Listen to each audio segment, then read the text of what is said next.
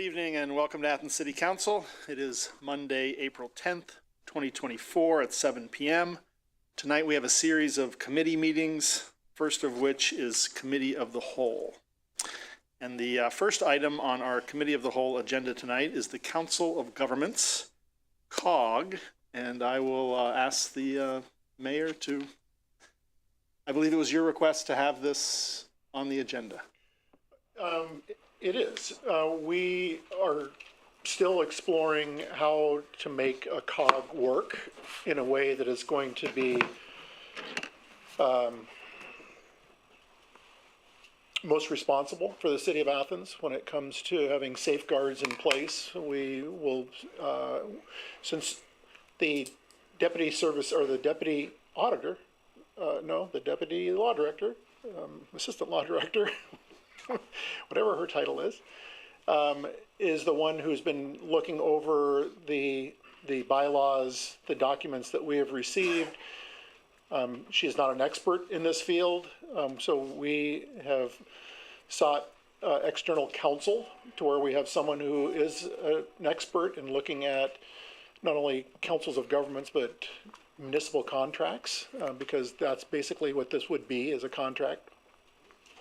We have been meeting with the director for the Solid Waste District, with Jane Redfern, on several occasions. Started going back as far as February 28th to discuss how this could work to begin the conversation of a COG. But we're also very cognizant of the fact that, with my responsibilities as the mayor of the city of Athens, that in order to do it, we've got to get it right. This is uncharted territory for having a COG that's based on services. There's lots of COGs that exist. The city belongs to several, to include Buckeye Hills Regional Council. We're all aware of ORCA, the Outdoor Recreation Council of Appalachia. SOPEC, we're also under NOPEC, which is the Northern Ohio Public Energy Council for gas aggregation. So, I, for one, am not a stranger to COGs and how they work. But this would be the first of which services are being offered, for trash hauling and recycling and whatnot. I know the public feels that the city administration has been doing nothing. That's 100% incorrect. I get it. There's a whole lot of information that's flowing out there right now that is also very incorrect, unfortunately. I don't know where it's coming from or how it's coming about. But, I know that Director Stone has been working tirelessly on this, along with all the other responsibilities that we have as the city's leadership, to make sure everything else is working properly and moving forward. But, again, it's been, to say the least, somewhat frustrating for me to hear the attacks that are coming from the public. Of not only the city of Athens, but Athens County, which is really unfortunate for people who are working extremely hard to make sure that the city of Athens is firing on all cylinders. I'm looking around. I have sitting in front of me right now an award that we got from ODOT for equity and inclusion when it comes to our contracting services through ODOT projects. But you're not hearing about those things. I think everything else is being overwhelmed by voices that are out there, which is the right of our citizens, for sure. But again, just to know that we haven't been sitting on our hands. We haven't been stalling things like a lot of the hyperbole is projected out there. We have been dedicating equal amounts of time to this as much as we dedicate time to all the other functions that we have as the city's administration. Thank you, Mayor. And I do want to clarify. Yeah, I want to give Director Stone, I want to clarify that it's actually the next item on the agenda, the next COG on the agenda, ORCA, which was what you had asked to be on the agenda. We had talked collectively about this first item, the COG for the Council of Governments for Southeast Ohio area resource management. But I also wanted this to be on the agenda, so I didn't mean to put that on you, but I did want to hear from you first. And I just want to share with the public that the city administration is working collectively with a partnership of entities from all across our region to do the due diligence to form a cog correctly. This is not something that happens with a quick signature at the bottom of the page. There's many people here in the audience that have been a part of these deliberations and can attest to the complicated nature of forming a council of governments and the agreement that all of the council has to be in agreement with, and the bylaws for how that cog will actually function. When those documents are ready and all of the members who want to support this cog are ready to submit those to the state, then they will be submitted to the state of Ohio. But it is not a simple process, and I appreciate all of the people who have been working diligently and thinking about their own entities. The City of Athens, City of Nelsonville, Logan, the Solid Waste District. Everybody has a different. The local villages has a different position in terms of how the cog is to function. And all of those entities, their first order of priority is to understand how it'll impact their community and to do the best that they can in these deliberations to make sure that the agreement and the bylaws are doing exactly that. So I will turn it over to Director Stone if he'd like to speak. There has been a great deal of work from Director Stone and his staff on trying to identify how to best serve the citizens of the City of Athens in terms of having this cog. Mayor? Yeah, before Director Stone takes over, one of the things I want to point out to everyone is while I have not been in every one of these meetings, I have been engaged in the conversation. And the meeting on March 21st, as well as the meeting that took place this morning on the 10th, one of the things that the city feels very strongly about in the language that exists within the bylaws is that the way it's structured currently is that for members who choose to join the cog, each one gets one seat at the table when it comes to voting and voting on things like rate increases, or other elements associated with the cog itself. If the City of Athens is going to be, if the City of Athens entered the cog and if the City of Athens took on services through the cog, we would overwhelmingly have the majority of accounts within that cog. Yet, when issues come up on a voting platform, that means that the other members that are sitting at that table have an equal vote, which to me seems rather lopsided when it comes to things. One of the things we have inserted twice in the bylaws, or at least had conversations on, is that the city has more seats at the table. Or this morning we came forward with another option, which was basically having a higher weighting based upon accounts within the municipality or the government. We're consistently getting blowback from one member of the Council of Governments at this time, and it's a county commissioner, saying that this is a deal breaker when this, to have any weighting like that in this particular contract. Director Stone? Sure. Thank you, President Krause. So to give a little background and context for the wider situation, so and this is more as much of an educational thing for everyone if they're not entirely aware. I know many of the council members are. So one of the responsibilities of local government is to see to the health, safety, and welfare of the citizens, and one of those activities is the removal of solid waste from the community. Different communities go about that different ways. Athens chooses to go about the removal of solid waste in the community through establishing a franchise. And what that franchise means, and local government, because of home rule in Ohio, may do that, to say we are only going to allow solid waste to be removed by a certain entity inside our local government. And Athens has decided to do that. Our franchise includes all single-family homes, all multifamily homes up to 10 units, and all properties, whether they be businesses, homes, what have you, in the central business district. So if you live in the city of Athens and you are in one of those categories, you are compelled by our laws to have whoever the city of Athens selects to move your solid waste away from you.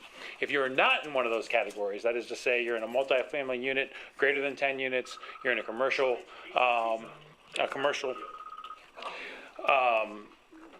enterprise or property outside of that central business district, then you opt for your own collection. For those who are in the franchise, under our law, you are billed for that on your utility bill. The revenue that comes into the garbage fund, the 760 fund, from those folks in the franchise is what is then used to pay the contracted hauler. Right now, the contracted hauler, and I think everyone knows here on the council, because we went through it here over the last year, is Rumpke, and so there's a monthly fee that the contracted hauler charges to the city based on the collection that they do, and then we collect the payments from the individual members. So that's how we deliver this particular service to Athens. Now, if I can jump forward to what we're being asked to do with joining this Council of Governments. So the concept of the Council of Governments is that multiple local governments would come together to form a body that can do things that one body can't do on their own. In this case, this Council of Governments concept would take the assets, functionally, of the Athens Hocking Recycling Center, which is a nonprofit corporation, employees, and they would then become the assets and employees of the Council of Governments, so all of the entities that choose to join. In addition to being asked, or the city of Athens and all of these communities that are looking at this, being asked to join and form this Council of Governments, Athens in particular is being asked to contract for services. And that is to say, hauling of solid waste and recycling in the city of Athens, because the city of Athens is, the significant, right now, or previously, was the significant amount of the revenue stream that went to the Athens Hocking Recycling Center. And so, those two things are two separate actions. So one act, and in both cases, this body will have to empower me to do it. So there would have to be a vote to join the COG, and then there would also have to be a vote to contract with the COG for services. Those services will come at a rate, and that rate would have to be negotiated, through the COG ultimately. It also necessitates, if we were to contract for services, that we would terminate the contract that we have with the current hauler, which is Rumpke. That there is a provision in the contract that either party, either Rumpke or the city of Athens, may terminate the current contract with 60 days notice. It would be irresponsible to exercise that provision in the contract unless all systems were go, basically, and everything was wired tight, and we understood that number one, a different course of action could happen, and could be done effectively. Number two, it could be done for the revenue that the city is currently bringing in, to be able to pay for that contracted service. In this case, it would be to pay the COG for that contracted service. And so, the reason I say all this is it's important to say, well, join the COG. It's not that simple. There's several decisions that have to be made in order to achieve what Athens is being asked to do. Where we are with regards to going through the formation documents, there are two formation documents. One is an agreement, and that agreement is what kind of lays out the structure for this COG, and that's necessitated under Ohio Revised Code 167. So if you're interested in looking at what a Council of Governments is, it's in the Ohio Revised Code 167, and it talks about in there who may join: villages, cities, counties, districts like solid waste districts, health departments, school districts, and such. Corporations cannot join. Agencies of the state cannot join. So, for instance, Ohio University could not join as an agency of the state, but local governments and government entities could join that. And so, so that's the one document, that agreement. And so the approving the mayor or approving me, one of us, to enter into that agreement would be one ordinance that the council would pass.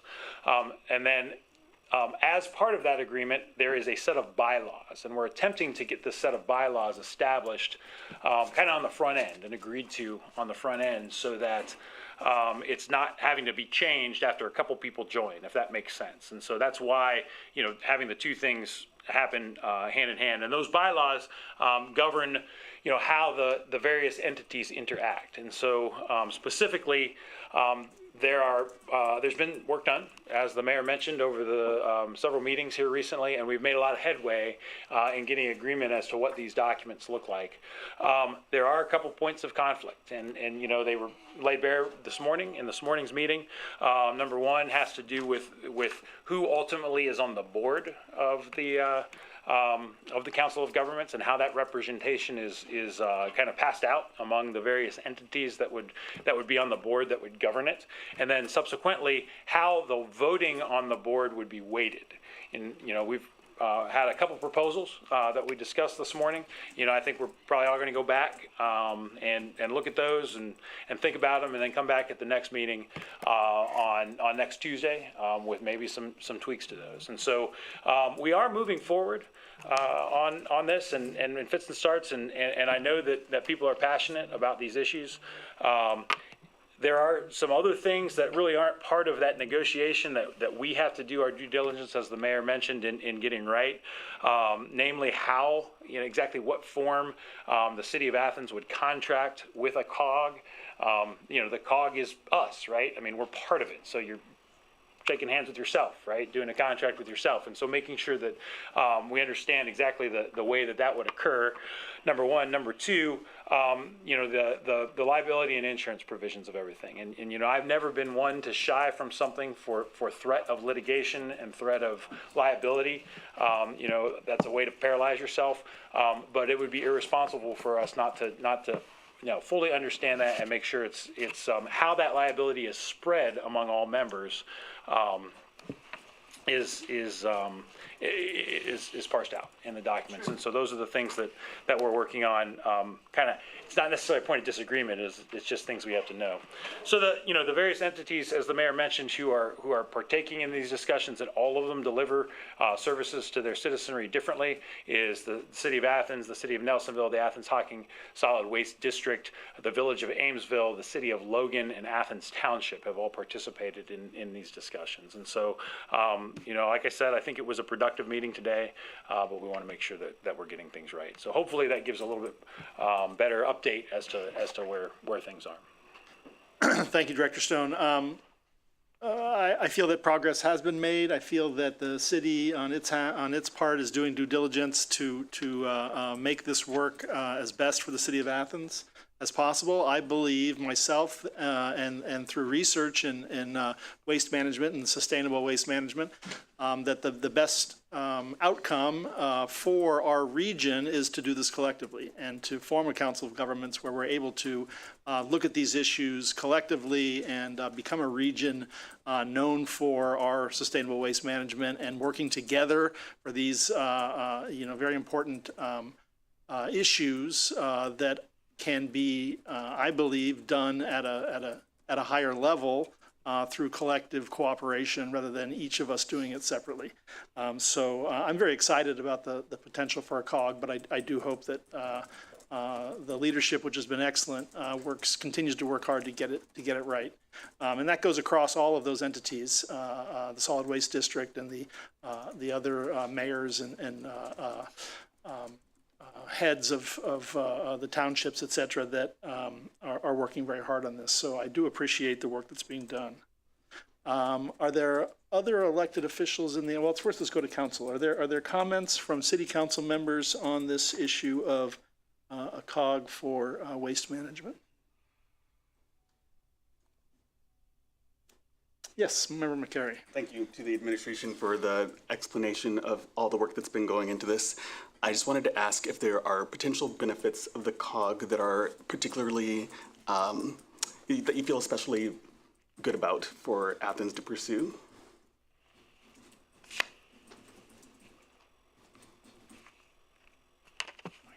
I mean, the one that comes to mind specifically is something that's been a goal of mine for a long time. And it's the ability to come together to deal with sewage sludge disposal. It's certainly not on the first order of business, I think, of the members looking at this, because we're really talking about solid waste right now. But all of us struggle with disposal of sewage sludge right now. The restrictions on doing land application of sewage sludge have gotten tighter and tighter and tighter in recent years, to the point that it's almost impossible to do. And so all of that goes to the landfill right now. That sewage sludge goes to the landfill, and it's organics that go into the landfill and generate methane. Methane is a potent greenhouse gas. And so if there was one thing that a council of governments could do that I would want it to do, it would be to allow us a different method of disposal of sewage sludge. I don't know what that looks like. There was some discussion in the past about biodigesters and other processes that really don't work for smaller operations, but if you can scale, you can do those. And so that's probably the one thing at the front of mind that is very important to me, that a COG could do that otherwise we can't do on our own. Thanks. Member Reisner? I, like many of the other members of council, received a lot of emails, certainly recently, and many of them mentioned that the city of Athens must form a COG, nullify the contract, and take services from Athens Hocking Recycling by April 15th. From what I hear from you tonight is it doesn't seem like April 15th is a particularly viable date. Am I missing anything? I mean, this body takes 7 weeks to act on anything, and there are two actions that are separate and distinct actions. One is to join, the other is to contract for services. And so, by my math, that's not possible. Thank you. Do we have any idea how the other entities, how in they are? If you want How to be. in they are. That's a multifaceted question. Some are absolutely in. I think the real question is how many are in and are wanting to take on services within the COG. I'm hearing a mix, and then I'm hearing silence from some of those who are in the meetings. The Athens Township has been silent, at least in the meeting I was in, was just there to listen and absorb. I think there's a lot of that anyway, as there should be, for people to kind of see what's going on. The village of Amesville is now a member of the COG, but the mayor of Amesville is not necessarily looking at services at this point in time. The city of Logan, this came up during the most recent solid waste district meeting, to where Mayor Greg Fraunfelter said that they are potentially interested in recycling services. And then Nelsonville just extended or renewed their contract for 2 years of service with Athens Hocking Recycling Center. Now, I personally don't know where Nelsonville is on entering into the COG. And then there's a solid waste district that is a member of the COG. Is the county? Sorry. So not to parse hairs here, the COG technically isn't formed yet, but both of those entities have said they're joining. Basically, once it gets established and filed with the state. I think the county is a member of the solid waste district. And, the solid waste district is made up of 2 counties. The 3 county commissioners are the board members on the solid waste district. So kind of by default, that's their approach to membership. Other questions from council? Can I ask another? Yes, please, go ahead. So if you're a member of the COG, but you're not contracting services, what would be the benefit of all the places that may not be? Because I think we're the only franchise district, correct? Or is Logan? So Nelsonville has a franchise. So, to draw a distinction, the franchise district is the area in the middle of the city for us. The franchise is that group of people that we say has to, contract for service. So it includes both the franchise district and then the residential customers within the city up to 10 multifamily units and single-family homes. Nelsonville has a franchise that has things Logan does not. Logan does a, any hauler, any resident may contract with whomever they wish for service. The solid waste district, it's a little different. I'd probably let Jane speak to that a little bit better, but the contracts for a particular type of work in the collection sites out in the county for recycling, and that's one hauler that they contract for. as opposed to just multiple ones for multiple sites. Amesville does not have a franchise, so, and currently Athens Township does not have a franchise. I think I covered everybody there. Member McCary? Thank you. It makes a lot of sense to me that Athens would have more than one vote or have more heavily weighted vote. Has the administration received any rationale or reasons against Athens having a greater voice at the table? I think that it's important to note that this is a conversation back and forth with the other members. Obviously, you want to get the best for your thing, right? And if you can get more for your thing, that's more authority for your thing. So, I don't blame other members or potential members for saying, no, we should be as equal as you. My position is, and our position has been, kind of as we've approached this, that, he or she or they who pay the most to make the thing go ought to have the most say about how it goes. And how we get there is really the details that I don't think we're there yet. Thank you. One more. Please. Thanks. So given that there are some liability things to consider and to investigate, and there's some negotiating around the distribution of voting powers, when's the earliest you might recommend council consider the first ordinance to join the COG?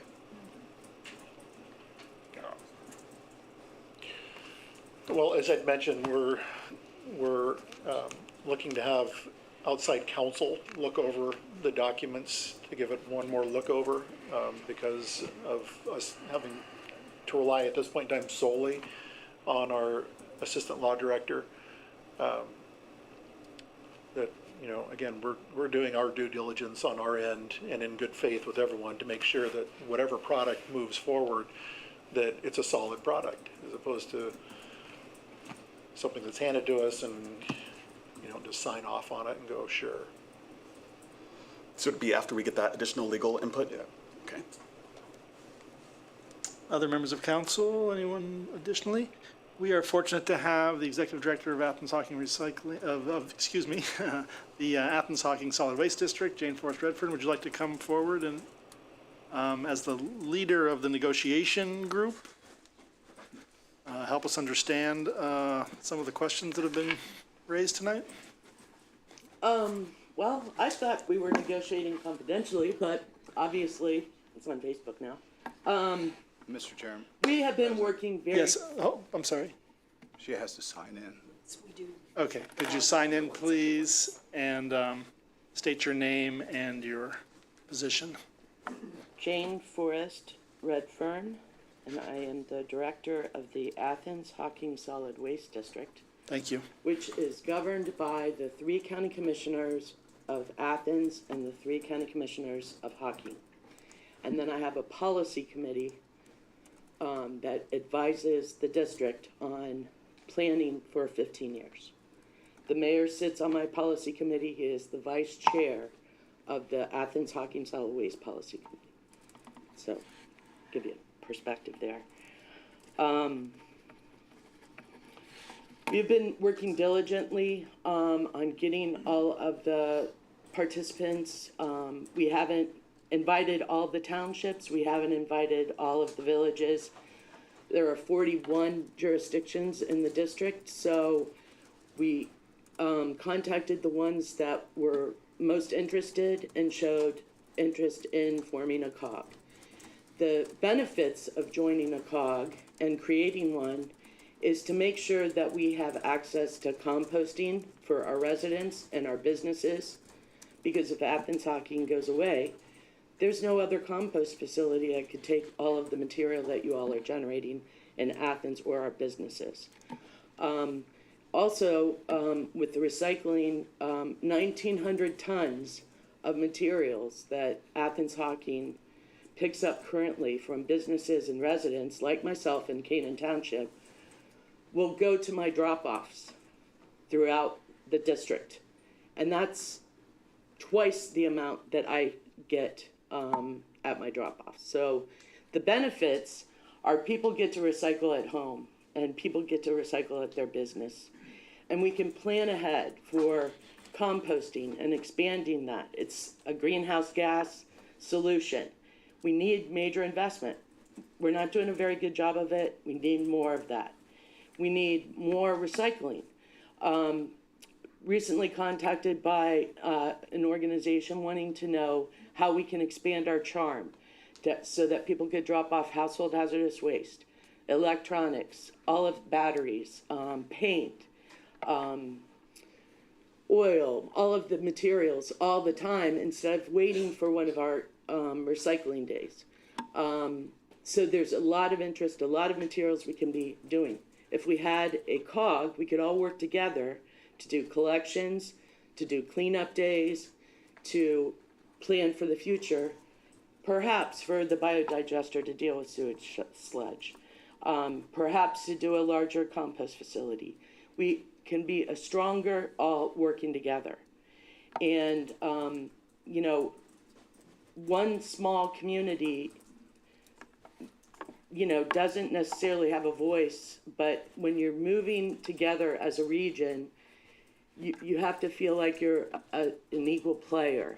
And I'm not going to defend any discussion because this was supposed to be a safe place for us to be able to have a discussion, to be able to move the COG forward. And I know it's been frustrating for the administration and all of you to hear from people, but recycling means a lot to people. And I meet them every day. And they want to do more of it. And the fear is that Athens Hockey Recycling goes away, and we are at the beck and call of, I don't know who would bid on contracts. But all I know is that my 15-year management plan that I developed last year is now all up in the air because I'm not sure how we're going to move forward. COGS it's new for solid waste. We will be the first ever in the state of Ohio. The name is going to be Southeast Ohio. Resources Council. No. Area. Area Resources. Council. Yeah, resources. I wanted it something else, so it was going to be Flair or something. No. But the whole idea of the COG is to move the region forward. And, you know, Jobs Ohio just did this huge, Rumpke was part of that presentation. Recycling is the next new economy. And Jobs Ohio made this big presentation that we have this huge opportunity. Southeast Ohio had this big gap. We could fill that. We could create jobs. We could make them local. And we can utilize the resources and the waste as a material for the future. But it's all very, you know, we're working very hard. I will not say comments about what other discussions have been held. I don't feel that it's appropriate. But I understand that you all wanted an update. I didn't realize it was going to be so specific, but we are working. I had a wonderful idea about the voting, but I can't divulge that to anyone.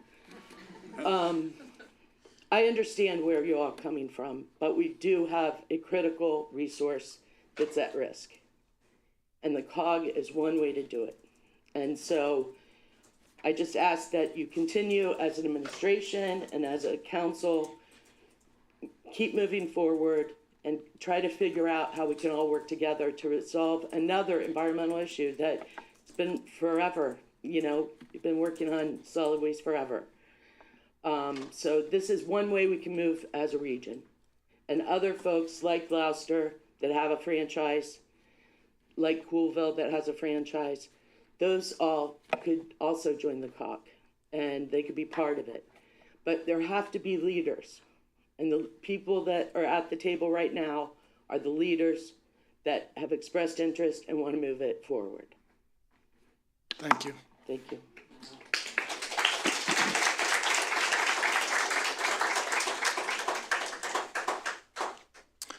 We now have the opportunity for citizens to speak on this issue. I will ask that we've received a lot of information about the importance of recycling and composting and solid waste management in the city of Athens. Please, if you have new information, we would like to hear new information. But please state your name and sign on the sheet there, and whether you represent a group and your address, and you'll have 3 minutes. Hi, good afternoon. In the spirit of doing the right thing, I come to speak to you. My name is Susan McNish, and I live in Athens. And I wasn't planning on speaking, but I was so inspired by those who spoke last week. And through their words, I learned more about the important role of the AHRC that it plays in our community. And because of this, I feel compelled to come here tonight and share my thoughts. AHRC is an example of the best of what Athens is and can be. It's an example of why we chose to move here. We are transplants, so we haven't been here 50 years, and I'm not connected with OU. I'm merely a new citizen to this wonderful community. Several years ago, we visited Athens, and we fell in love with the beauty of the area, and then met people who shared our values of protecting the environment and caring for the welfare of animals. And because of this, we've decided to call Athens our home. We moved from Chicago, a democratic city. Some would imagine maybe even a liberal city. But we saw over the years repeatedly that big money interests always won out over what was best for the people, neighborhoods, planet, and even the consumers. Rumpke's annual revenue in 2023 was $500 million. I'm going to say that again. $500 million. They clearly don't need us, but they want to add us to the company's multi-state fiefdom. On the other hand, it's obvious that Athens has benefited in innumerable ways by the presence of the AHRC and needs their services and their commitment. With Rumpke's resources and exploitative business model, they can easily drive out responsible competitors. Any moderation in costs come at the expense of the workers and the environment. If that's not reason enough, history has shown that once Rumpke has established its effective monopoly, eventually greed clearly takes over, and prices will soar for consumers. If anyone needs yet another example on the results of short-sighted adherence to prioritizing a bottom-line approach, you need only look at the debacle on Union Street to see the outcome. When we believe that we have no influence over what happens, I'm going to keep going.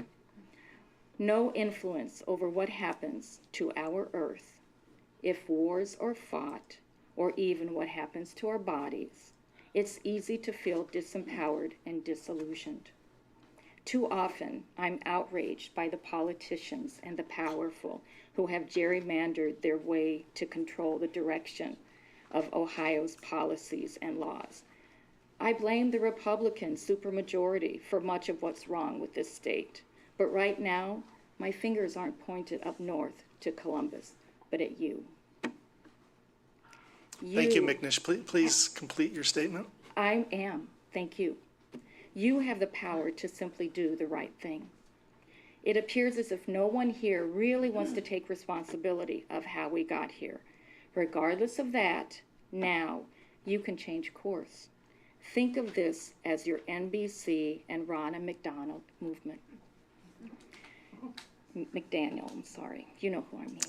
Thank you very much. We're going to have to move on to the next. I'm sorry, ma'am. We all get 3 minutes, and it's a set, Right or wrong? and we're going to have to move on to the next speaker. I appreciate your comment. Thank you.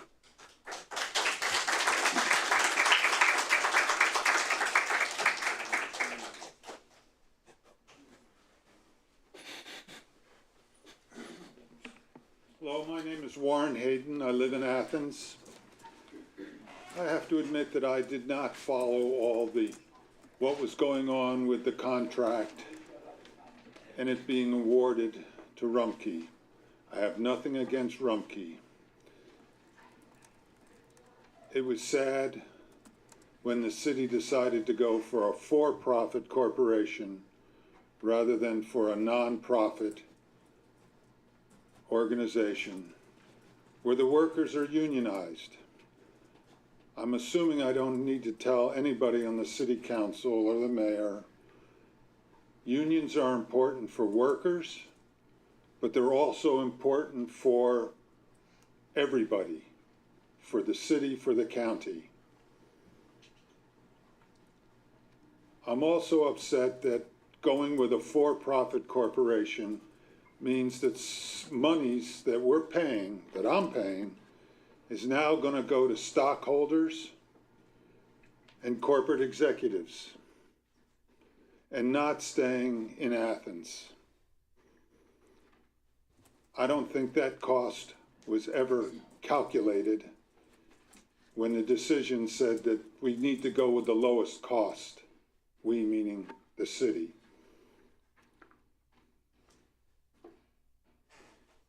We need to think in bigger terms. We need to think about who we're representing.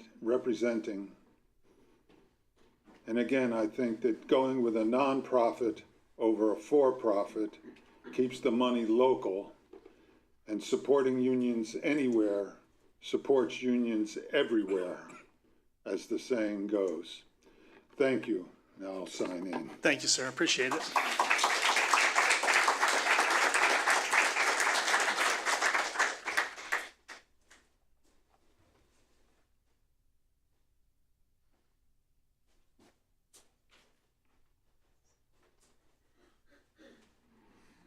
Hi there. I am Bill Yock. I'm the Region Vice President with Rumpke Waste, so I am with Rumpke. 1265 Canal Street, Nelsonville, Athens County. We're proud to be part of the Athens community. We have 60 employees in this market. We work hard every day to provide residents and businesses in Athens with the best service possible. There's been a lot of misinformation about Rumpke provided over the last several months, and especially at the last city council meeting. And I'd just like to take a chance to, an opportunity to discuss a little bit about what we do.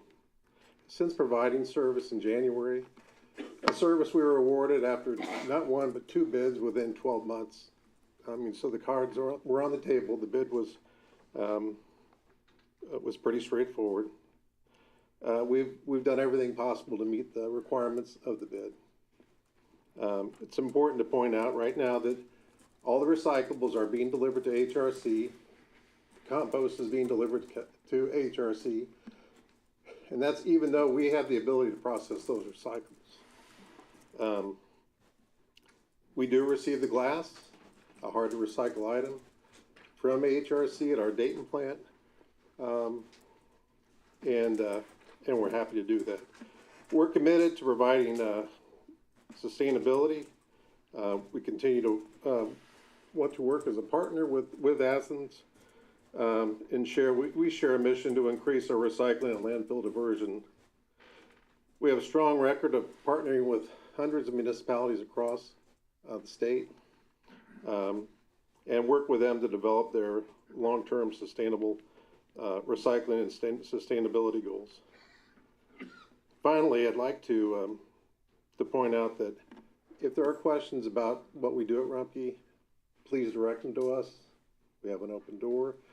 We are committed to doing the right thing. This is a fourth generation business located in Cincinnati, but we're really based in Ohio, and we want to be a good partner. So we expect to be around a long time. So thank you very much. Thank you.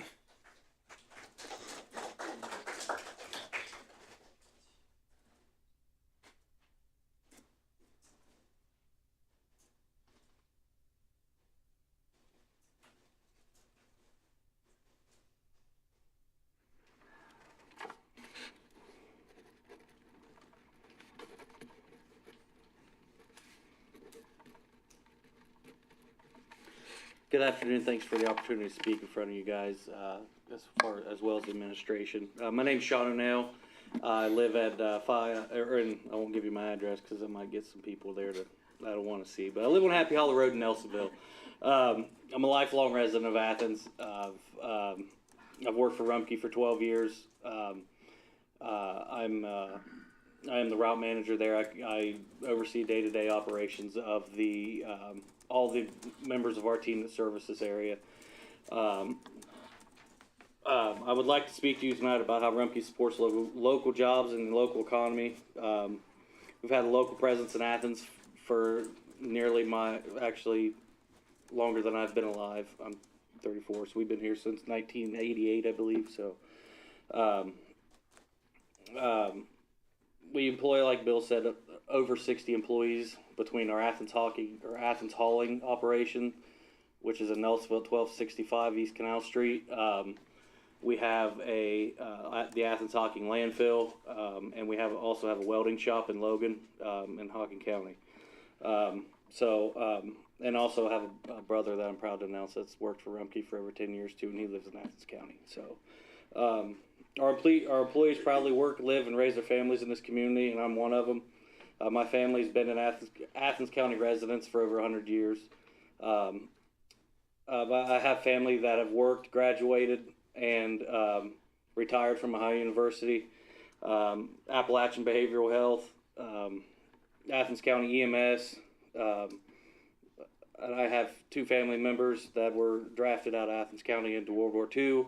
One drafted out of Athens County into Vietnam, and he never came home. So I have three little girls that I'm very proud of. The youngest is should be 2 weeks old tomorrow, so I'm very happy to announce that. My wife, who's also an OU graduate, I'm running out of time here by this light, so. But I want to say my oldest daughter went to preschool at the Methodist Church across the street. My drivers thoroughly love Donkey Coffee. They, the folks in Donkey Coffee are absolutely wonderful to our employees, and I want to thank you guys.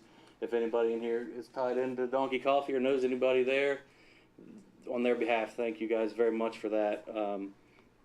But and also, we send a monthly tonnage and detailed report to the administration every month. That is something we really put a lot of work and detail into to provide breakdown of tonnages, whether it be trash recycling out of the franchise area, out of the residential area. It's very detailed. So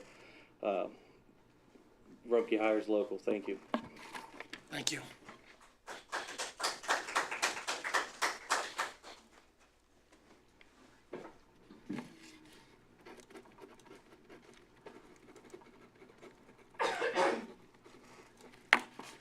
Good evening, Council. My name is Jeff Snyder. I'm the Director of Recycling for Rumpke Waste and Recycling. I've been in the recycling industry for over 30 years. I have been with Rumpke for over 4 years and bring a lot of industry experience to the state of Ohio. I serve on the National Waste and Recycling Committee.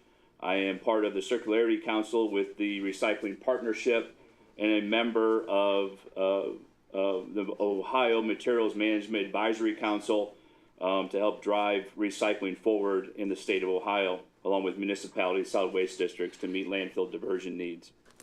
Rumpke has a proven record of innovation and investments that help grow recycling. Our long-term vision helps to increase the rate of recycling not only in Athens, but surrounding communities throughout Ohio. We partner with municipalities, counties, townships, businesses. We work hard to help Ohio lead the national green economy. That's why we've invested in the largest material recovery facility here in the state of Ohio in North America, with the most advanced technology to go deeper into the waste stream than we have ever been able to go before. It's going to open this summer in Columbus. The new facility will feature state-of-the-art equipment that will use ballistic separators, optical scanners, artificial intelligence to go deeper into the waste stream so we could add more commodities that come out of our homes every single day and get those things recycled. The MRF will process around 60 tons an hour and expected to have a 98% recovery rate. So if you decide to put it in the recycling bin, it will get returned into something new. The facility will feature a recycling audit sampling station where we can actually bring material in from Athens or anywhere else and tell you exactly what is in your stream within an hour's time. And then if you make changes in your program, we can put it back into that sampling station and tell you if you've improved or decreased or how you're doing. We can tell you how much of every single commodity that you have within that stream. I'd like to invite all of you to tour that facility this summer. We help grow the region's green economy. First and foremost, as Bill indicated, we do not burn recyclables. Recyclables are all turned back into the state of Ohio. 80% of what we have goes right here in the state of Ohio. Advanced drainage systems, PureCycle, Pratt Paper, Owens, Illinois, Axiom, Phoenix, and Evergreen, all Ohio-based companies, all take our plastics and paper. Our new recycling facility will allow us to add more items.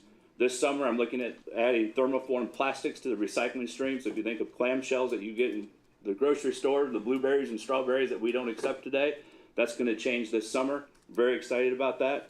All your cups are recyclable. All your polypropylene tubs are recyclable. So we have a very broad recycling stream. And we recycle it right here within a 150-mile area of the state of Ohio. I appreciate the opportunity to bring this recycling update to you. And as always, I'm available to assist in any meeting, talk about sustainability and my efforts going forward. Thank you. Thank you.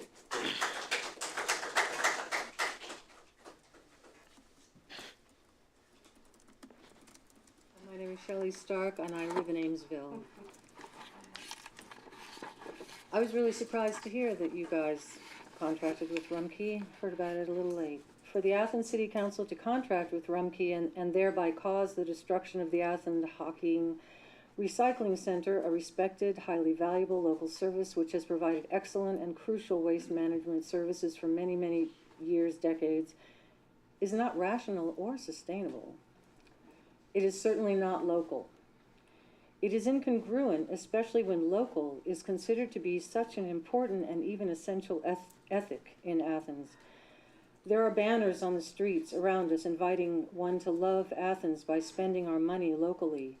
As you know, Rumpke is anything but local. The company has been methodically buying and closing down its competition in Ohio, Indiana, Kentucky, and soon other surrounding states. It is curious and incongruent that Athens City Council would contract with such a monopolistic company. The price tag above all other considerations mentality is destroying the quality of life in our society. It is time to have foresight, to see the bigger picture, the triple bottom line, profit plus people plus planet. One would hope and expect that a planning and decision-making body such as yourselves would be willing to take a longer-term view. One of the benefits of having a local organization providing these services is that all the money collected for services in the region stays in the region. AHRC currently operates the only mixed recycling sorting facility, a state-of-the-art facility to be proud of, and the only commercial compost facility that can take food waste in Athens or Hocking County, and is the only organization that provides residential recycling services to Athens County residents, local Logan residents, and Hocking County residents. If AHRC goes down, the free recycling service to nearby towns and villages will disappear. That service alone is critically valuable in reducing the trash that ends up on our roads, not to mention in the landfill. I recognize that your mandate is for the city of Athens, but Athens City is surrounded by a community of small towns within Athens County. The city of Athens does not exist in a vacuum. Of course, Rumpke is happy with less recycling and more landfill waste as it now owns our local landfill. And as you know, Rumpke does not recycle plastic. Rumpke takes it to incinerators. AHRC does recycle the plastic it collects.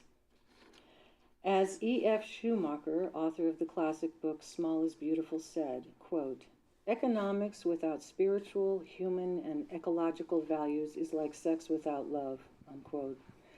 I support the city joining the Solid Waste Council of Governments in order to be able to contract with the AHRC. That progress must begin by April 15th, I understand. I implore you to use your positions of power to join the Council of Governments to craft a truly responsible waste management program for our area, which will benefit our local people, environment, and economy. Please invest in the future of Athens. Thank you. Thank you.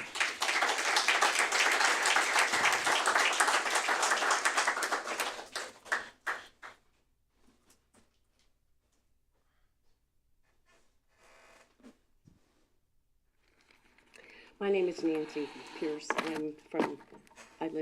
My address is Guysville. I sent you all a letter today. I want to apologize for some typos, but I hope that it contains some information that's really important about chemical recycling and about the possibility of recycling things like egg cartons and clamshells and styrofoam, things like that. That is what is being claimed by chemical recycling, is being said that chemical recycling can recycle those things. And Rumpke is involved with chemical recycling recently. And at the end of 2023, they, in partnership with Pure Cycle, which is a chemical recycling facility, they began this hefty Renew program, and it's in Cincinnati and surrounding area, that claims that they can recycle hard to recycle items like foam egg cartons, packing peanuts, and plastic grocery bags. You buy these. You can buy them at Kroger. You buy 20 of them for $10 or $12. The thing is that it is really well established that chemical recycling doesn't work. There are, I believe, 11 facilities in the United States, and most of them are not operating. The whole process is flawed. It uses the machinery gets clogged up. In pyrolysis, can I say it? Pyrolysis, the machinery gets clogged up, and it happens over and over and over again. It's just not working. It's the latest hype. It's like, the industry told us that we could recycle. It's our responsibility. Well, now they're saying, oh, but now we have another fix. And Rumpke is involved in that. And it's just not who we are as a community. I think we really pride ourselves in our sustainability. We want to support locally. AHRC has been working for us for almost 40 years. We've said this before. You've all heard that before. I hope there's some, even though there's some typos, I'm sorry. But the information inside of this, I think, that I sent to you all is really valid and gives you an overview of the problems with chemical recycling. And that is something that Rumpke is involved in. We have poor regulation of that in Ohio. Ohio has classified chemical recycling as manufacturing, which means they're not subject to the same thing as waste incinerators are, and there's lots of incineration. Thank you, Ms. Pierce.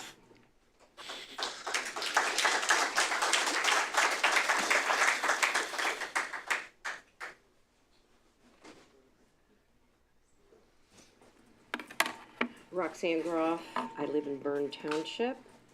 I wasn't prepared to speak. I wrote to all of you. But the first thing I want to say after listening this evening is I want to agree with the mayor, first of all, because his responsibility is to make it right. But in my opinion, and my opinion only, it's to make it right for everyone, not just where the city administration sits. We had a nice conversation last week. I always enjoy talking to the mayor. And are you in uncharted territory for service? Kinda. The COG is different, but a COG is not different. The services will be the same. There will be contract for services with AHRC if that's where you decide to make your contract. So bylaws, all those details, if you're not privy to them, we know that. These have been in private conversations, which is the way they should be. But I started reading the minutes from 2015 of council meetings, so that we're going through several different councils with the same mayor. And I found nothing but praise, support, enthusiasm, comment after comment, hard look at the composting program over a long period of time. Every single time the council comes up with the decision that AHRC is an incredible program, a wonderful program, it supports its expansion, wants it to stay in the area, and has supported it with contracts year after year, and suddenly we have a corporate structure that has come in, it's easy, you can do it easily, you don't have to worry too much about it, you have to worry about the rates, versus a model local program that if other communities can do this, they would want to. They just don't know how good it is. 40 years. How do you say that a program that has been around for 40 years doesn't work anymore? I don't understand that. I just don't understand that. And what I also don't understand is why council cannot pass a resolution to want to enter a COG. Service Safety Director Stone said last November in a statement to you, tell me you want a COG, I'll do it. I'll do it. I'll research it. I'll do it. I'll work on it. The mayor, council for years has said, well, let's explore a council of government. Let's see if that would work for our services. Well, so that's what's happening. And I can't believe that there would be anybody on this council that would want to ditch a working model program, as Athens has been known to do over and over in a region that you're going to be representing a region that might pick up this model program. Think how much waste will keep out of the waste stream by being controlled by a council of governments. You all are really part of it because you're going to be deciding whether to stay in it or not stay in it. So it's basically a decision based on what is right for everyone. And in my opinion, my humble opinion, I believe that this is the right way to go. That model program needs to stay here, and I hope you do the right thing.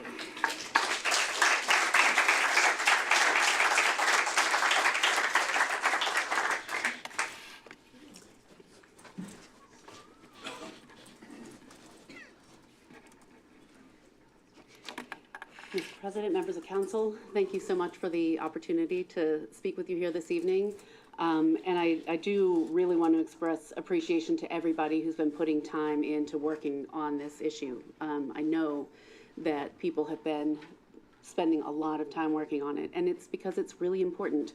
Athens has been a leader in recycling and in many things, but in recycling for a long time. The city of Athens had the first curbside recycling program in the state of Ohio. When I first moved here and lived on First Street, I remember the trucks with the flatbed and the different bins, and people would go down the street and throw the things in the different bins, and that was something that was homegrown and created for this community because of the values that people have here and people's ability and willingness to work together to find creative solutions.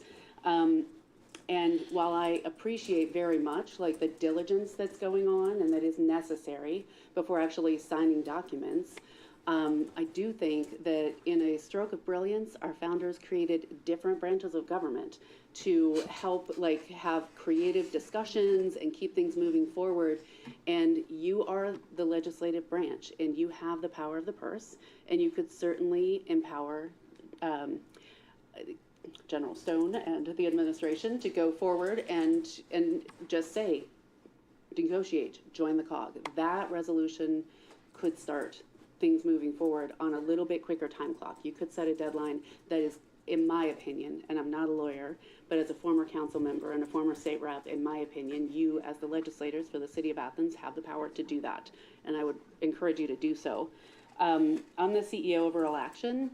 And why this is important to rural action is because our theory of change is about learning together with communities to really understand systems and create infrastructure and connect to markets to create sustainable economic development for the region. And the effort that created the MRF was one that was a widespread community project of engagement supported by the Sugar Bush Foundation and many different organizations trying to figure out what was going to help us move forward and do better with recycling, move from less than 9% to closer to 30% recycling. And it's been a collaborative effort with the Solid Waste District, with different efforts. Rural Action piloted the curbside compost program in partnership with the City of Athens.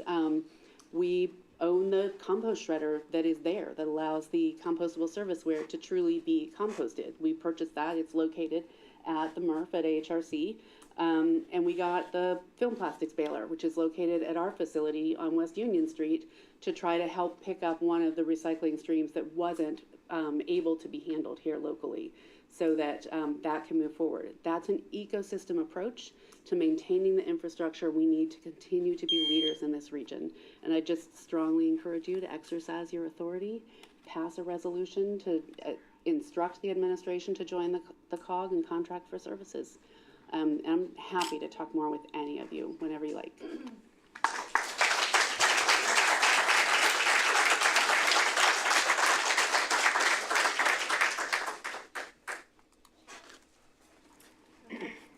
Hi, I'm Judy Smucker, and I just delivered some petitions.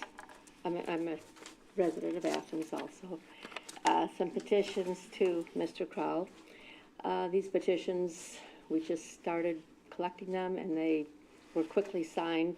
Walk around the neighborhood, talk to people. People are concerned about this community.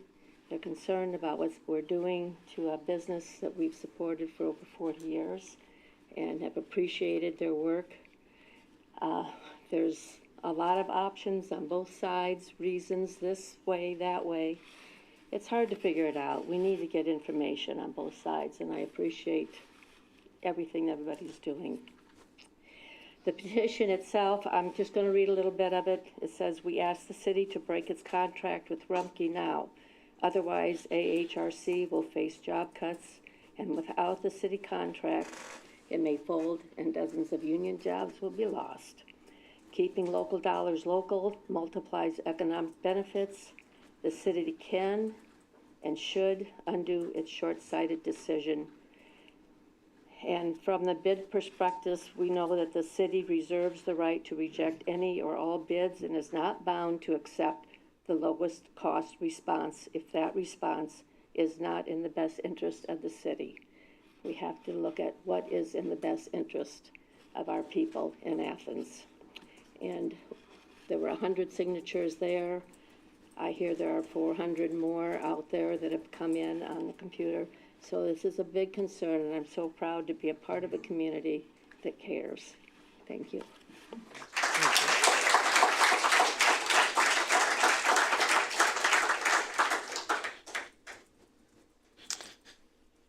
Okay, thank you so much for your comments. We appreciate. We'll have one more comment, last comment. Because I didn't intend to speak, I don't have prepared.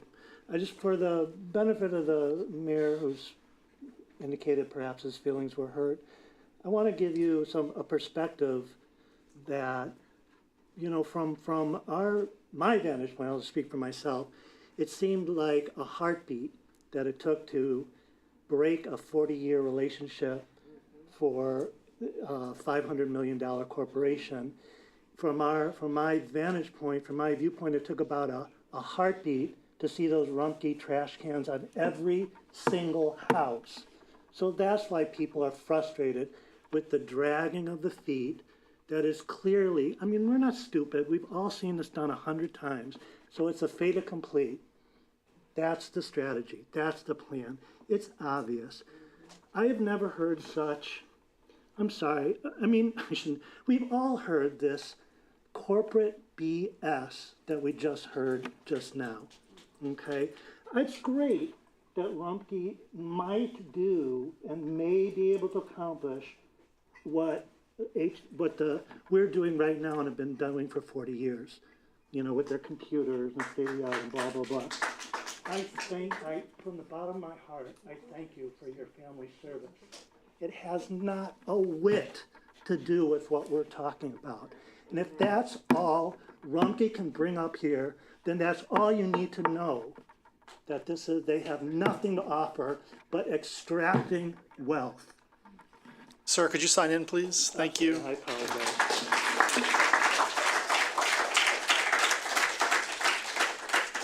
Thank you. We appreciate your comments on this issue. We'll be moving on to the next item on the agenda, which is the Outdoor Recreation Council of Appalachia. Mayor, do you want to start with this?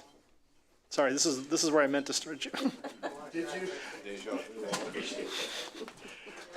Yes. So hopefully council has re-reviewed the edits to the ordinance in regards to. Excuse me, Mayor. If people could please leave quietly. We do have more council business to get to. Thank you very much. Sorry, Mayor. Please proceed.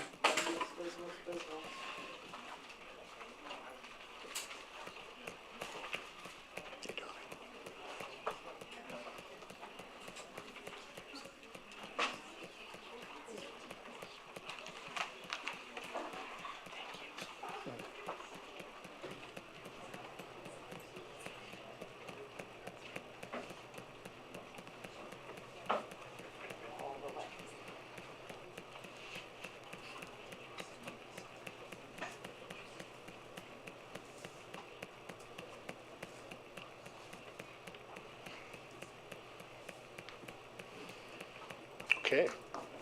You ready? We're ready. Okay. As I had mentioned, council should have at their disposal the language change or edits anyway for the ORCA, the Outdoor Recreational Council of Appalachia legislation that took place several years ago. I can't remember the date. Clerk of Council, do you recall? It was the original ordinance that spoke to the city of Athens being a payer or a member. It was really a payer because to go way back in time when ORCA was established, the city of Athens was one of the charter members, as well as being a municipality that was going to be one of the payers under a pay-for-success model of helping to fund the Bailey Trail System, which is, as you guys are all well aware, 88 miles or soon to be 88 miles of purpose-built, all skill level trails, mountain bike trails, running trails. And within that language, under the pay-for-success model, there was a clause in there that spoke to the city paying its $90,000 a year membership or pay for success to be a part of this process, that it was contingent upon the county also paying their $90,000 for the Bailey Trail System. ORCA has since changed to a membership model, and so to me this is clerical in nature, to where we're removing that language. We have no other contract. We have a contract with the Athens County Economic Development Council. It doesn't speak to being contingent upon any other entity. It's just a membership that we pay. And so I'd like council to take that back up again. I've spoken with Councilmember Wood about possibly championing this moving forward to where we can decouple something that is, again, in the original language under a pay-for-success model of being a funder, and we're no longer doing the pay-for-success model under the Outdoor Recreation Council of Appalachia. Thank you, Mayor. Are there comments from the Committee of the Whole on this item? Yes, Member Wood. Yeah. Thank you to the mayor for coming to speak about that as well. And I did request that we take this back up, that we have this come off the table. I think there was some confusion from some members about what it really meant, that they maybe thought it meant more money. And in fact, it's just, as the mayor said, it's a clerical thing. I think it's an important time. We've heard from a lot of folks to increase stability in our community, increase our, keep our word on these commitments. It's a easy thing to do. We've already allocated the money.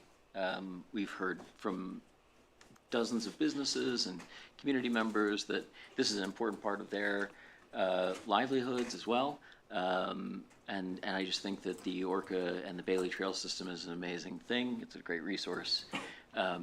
So again, I think we should correct what we did wrong last time when there was a little misunderstanding maybe about what it meant, and we can move forward as a community in supporting this. So I would ask that we take it back up.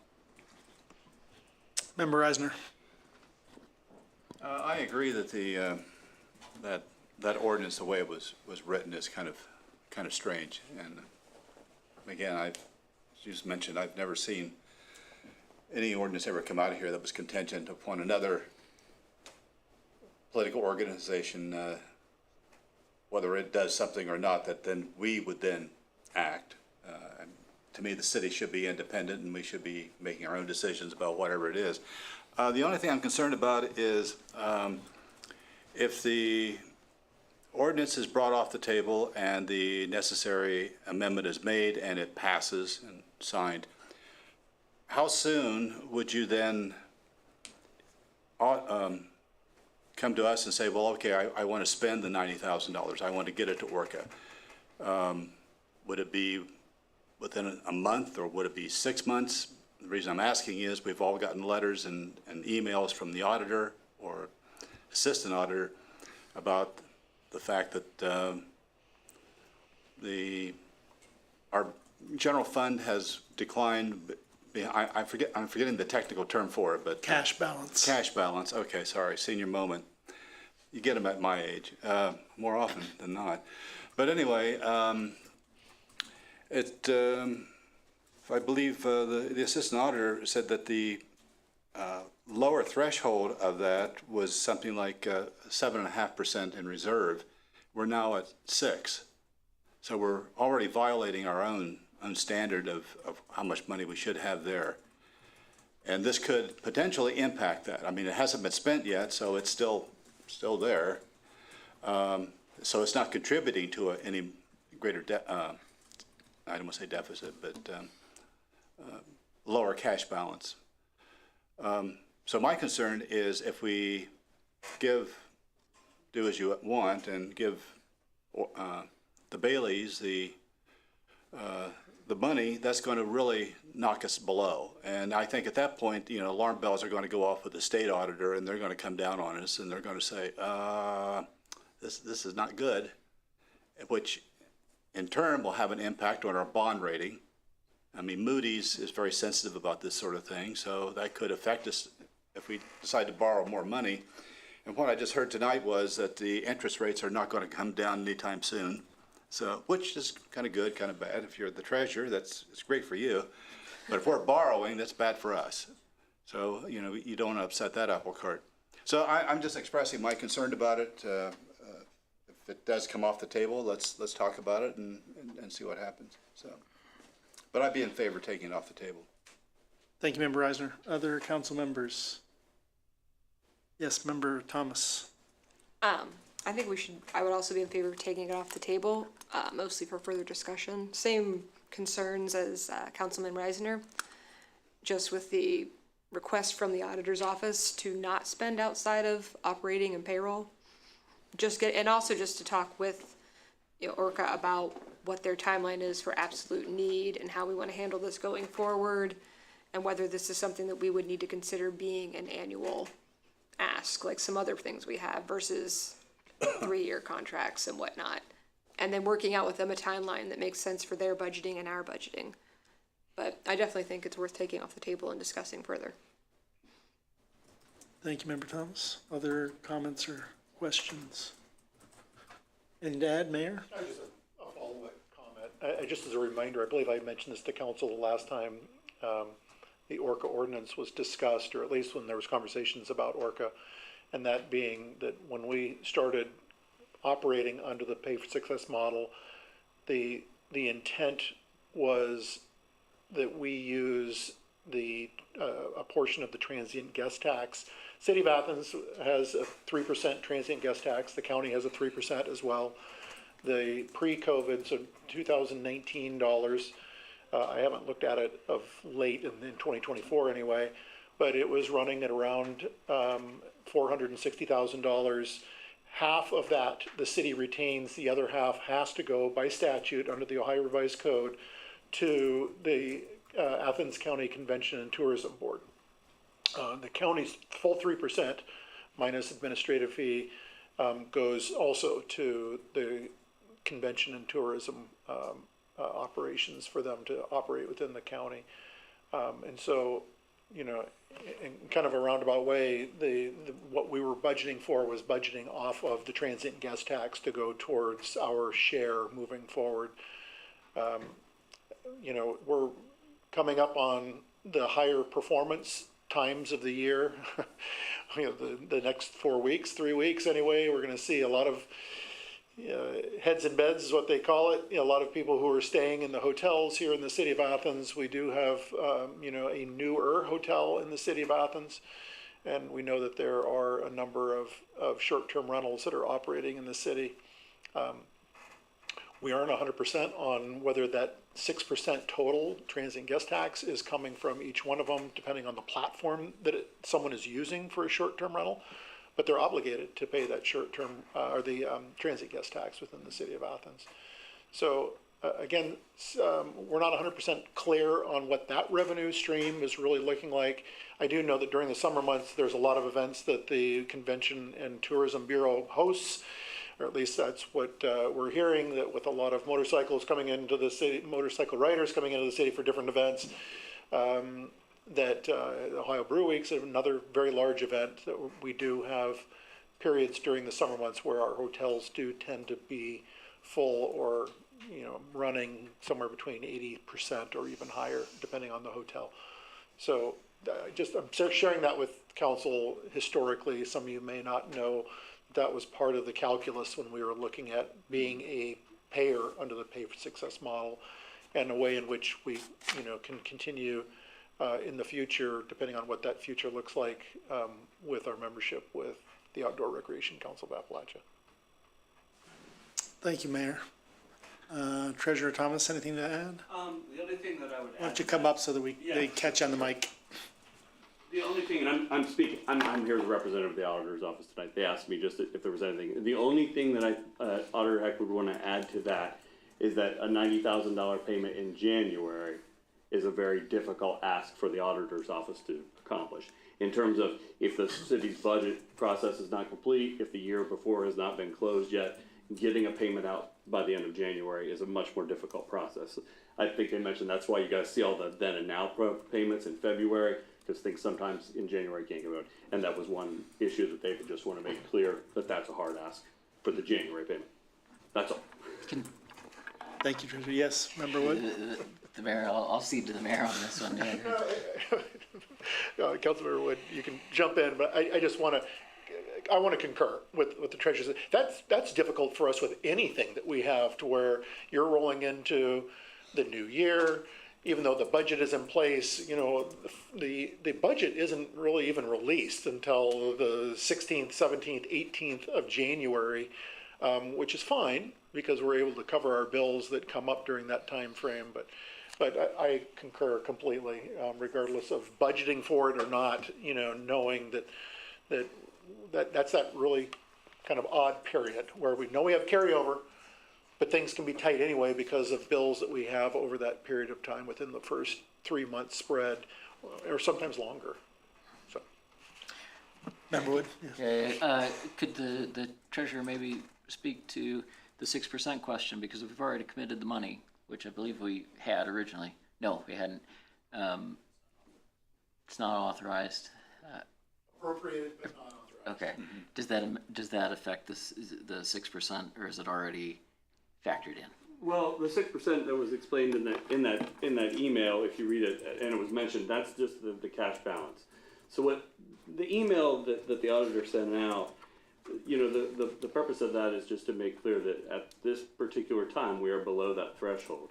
And as was mentioned by Member Reisner, what that does is puts us in a little bit of jeopardy. If there's another bond issue or anything like that, we could be facing higher rates.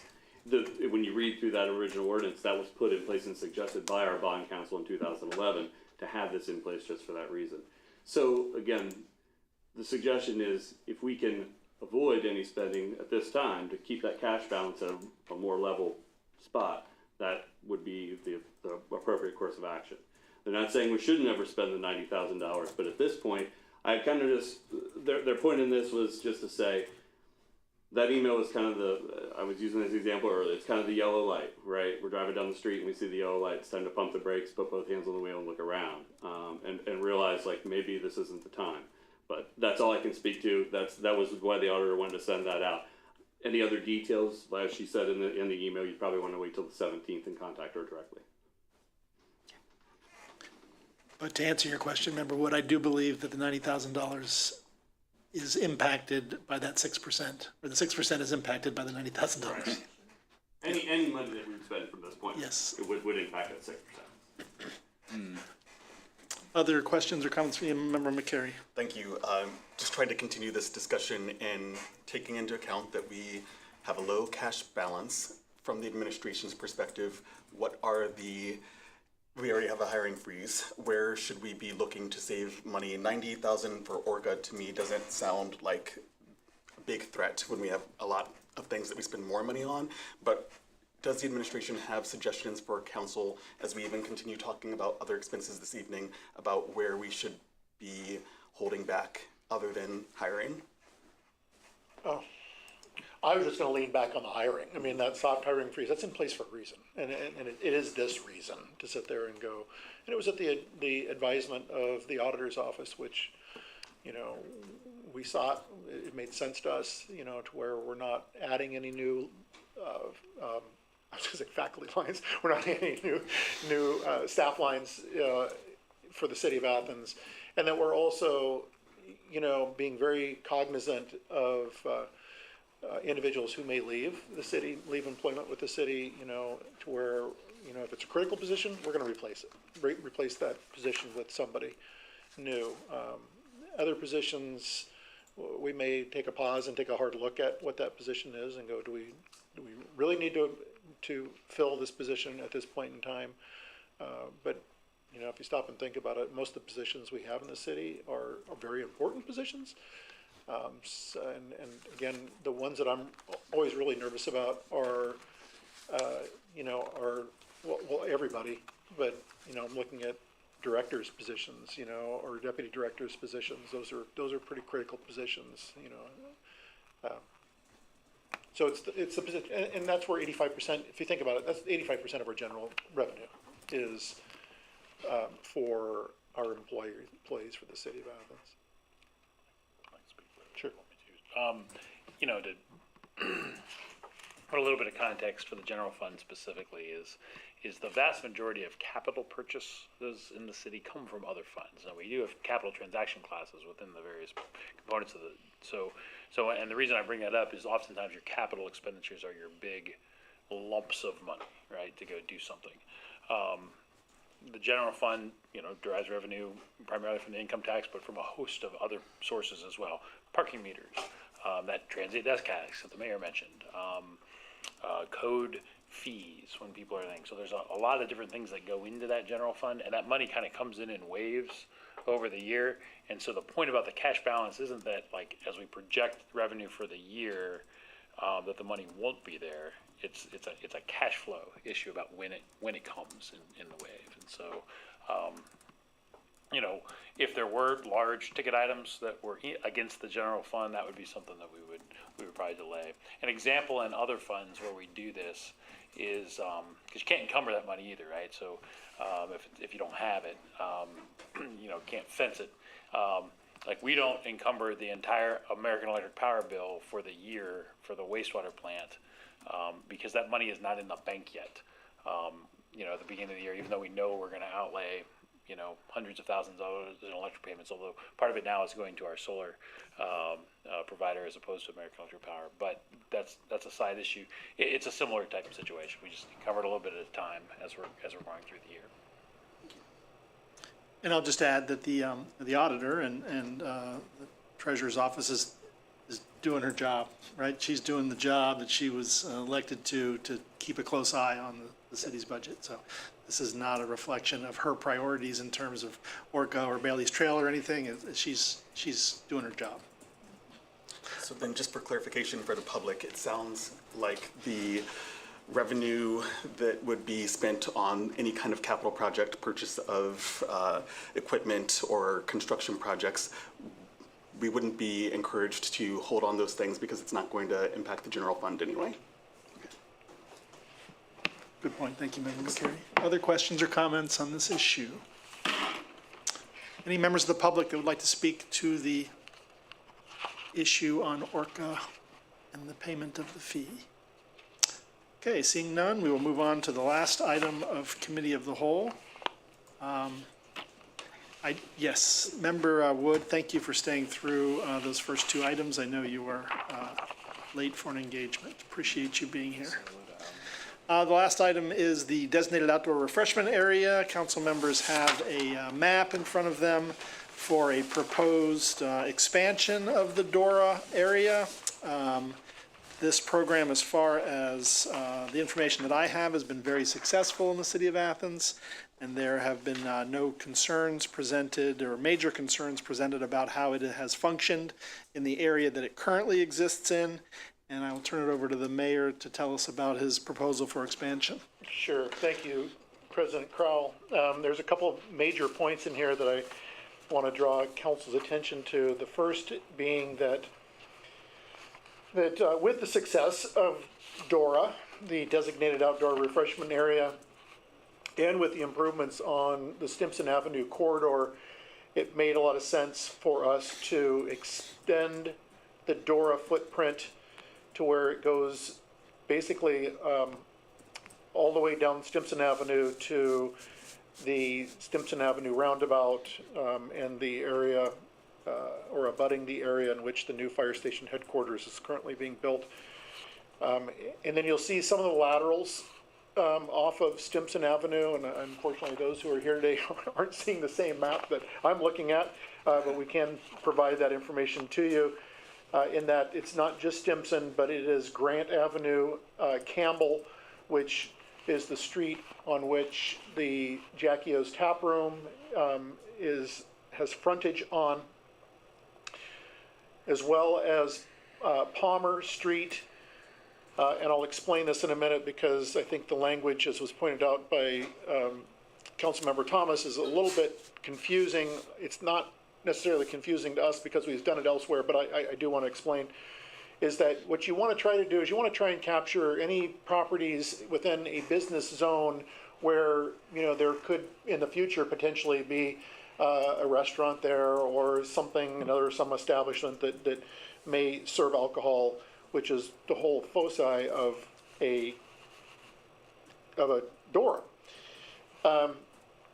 So Palmer Street, if you look at the map that's in front of you, the signage will actually be mounted just south of the Hocking Valley Bank as well as the former Rollerball on Palmer, which those are both listed as B zones or B properties within that particular stretch of Palmer. To kind of put an exclamation mark on that for council, if you look at your map, you'll see Washington Street, East Washington Street, and you'll see that the Dora ends mid-block, you know, basically in front of the city building and the parking garage, yet in the language it says all the way to College Street because we can't put an address within the Dora to say it ends at this address on such and such a street, if that makes sense to council. The other thing that I want to point out to council is that the times in which Dora is active on the, you know, through the days, Monday, Tuesday, Wednesday, and Thursdays, we're proposing that the time change, or that there be a time change. Currently, it reads 5 p.m. to 10 p.m.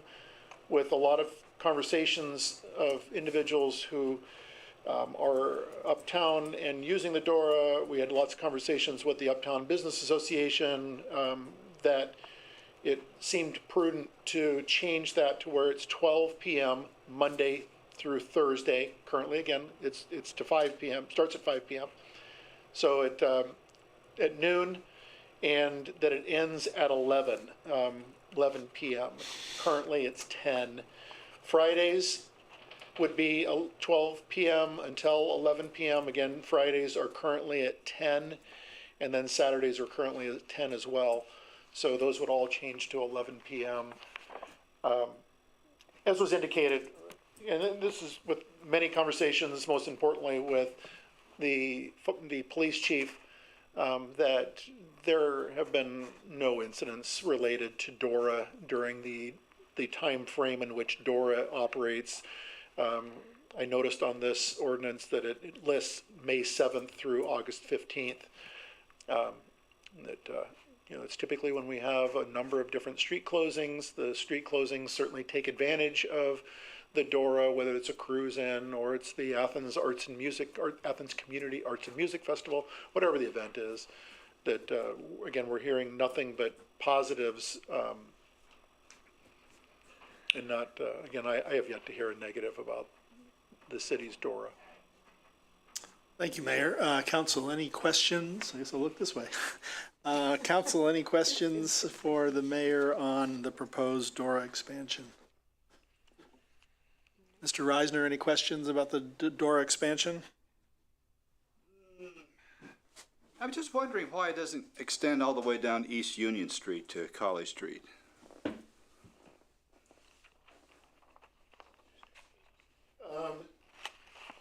It's because you're talking College Street.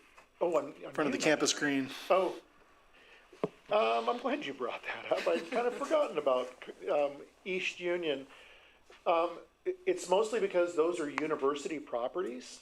You know, we've got Howard Square, you've got the Schoonover building, and then you've got College Green. And we opted, when we first put this together, to steer clear of university properties.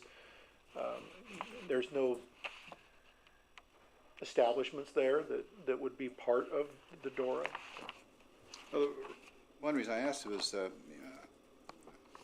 I've been around here so long. I remember old Baker Center, okay, and I remember many a pleasant Friday afternoon sitting out on the patio at what they call the Frontier Room, and drinking Stroh's for a bottle. You know, this is the good old days. The point is, at that time, OU was selling alcohol to students, and there's nothing to think that in the future that won't happen again. So it would just seem like it would be just good planning to preempt it. Have a DORA there, even if it's not used. Let me tell you this. I'd be more than happy in my next meeting with President Stuart Gonzalez to broach that just with her. Yeah. I believe it's coming up soon that I have that meeting, but again, I think a lot of the intent was that those good old days of Baker Center are long gone, and that there isn't alcohol sold at the Schoonover building anymore. Well, what's been around comes around. Any other questions on this? Anything to add, Treasurer? Anyone from the public like to speak to the DORA expansion? Okay, excellent. We will be moving on to Finance and Personnel. This committee is chaired by Member Reisner and includes Member Clodfelter and Member McCary.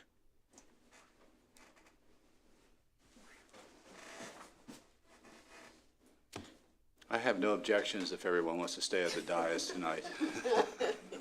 It's okay. Whatever with the me president too, decides. right? Yeah, it's only you, right? Thank you, Member Reisner. Okay. Pull this up. First item. Ordinance amending the 2024 Appropriation Ordinance 130-23, authorizing inter-fund transfers. Essentially, $40,000 to APR Fund 273, transaction code 500 for soccer netting. $1,253.63 to the Lux, okay. Trust Fund 650, transaction code 600 for transfer and fund line closure, and $63,000 to Capital Improvement Fund 580.580. Transaction code 600 for transfer, increasing the total appropriations by said amount. Section 2, the auditor is hereby authorized to make the following interfund transfers. Luke? Trust Fund 650 to Cemetery Fund 210, $1,253.63.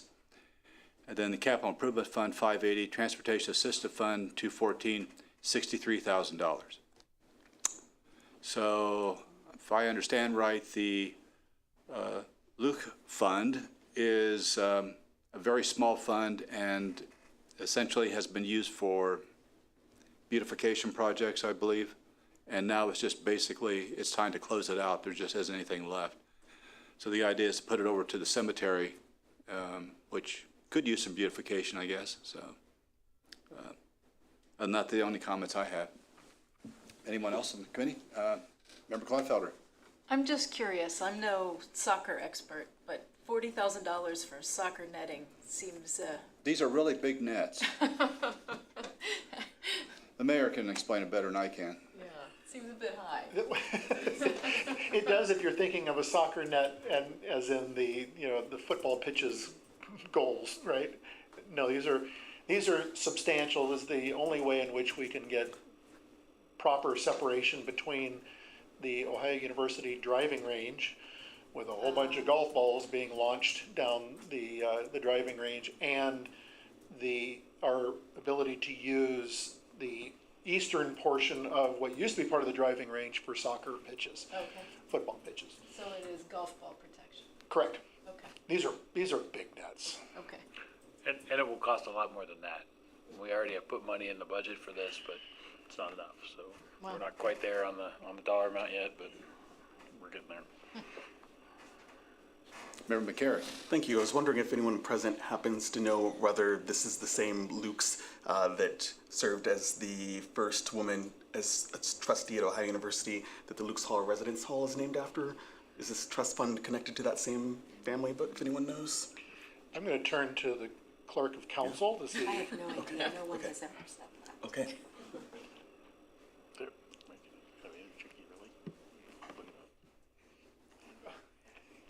Would it be the clerk that I could see for additional information about the origins of the Luke's Fund?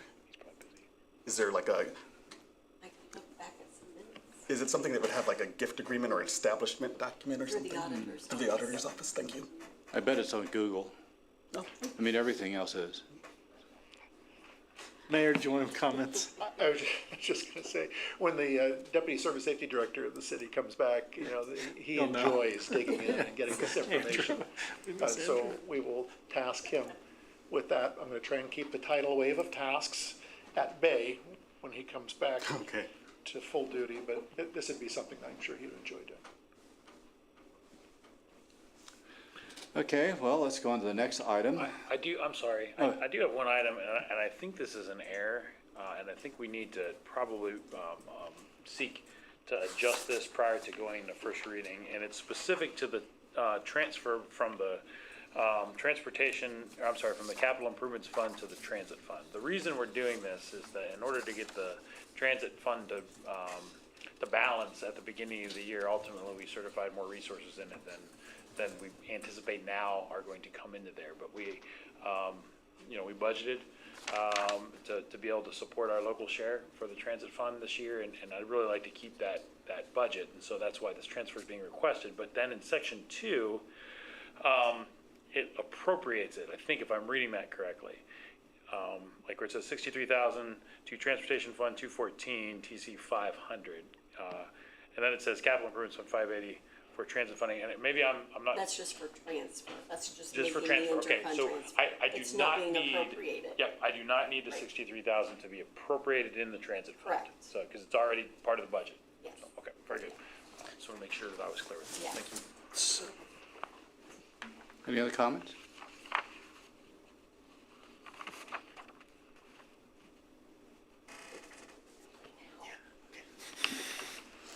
Let's move on to the next item. Amend, let's see, what was that? An ordinance amending ordinance 27-24, amended the 2024 appropriation ordinance.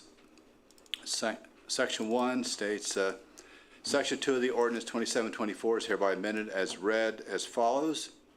Section 2, the 2024 appropriation ordinance 130-23 is further amended by decreasing diversion fund 232, transaction code 100 by $44,900, and decreasing, and here we have a strike out of DUI, so that's out.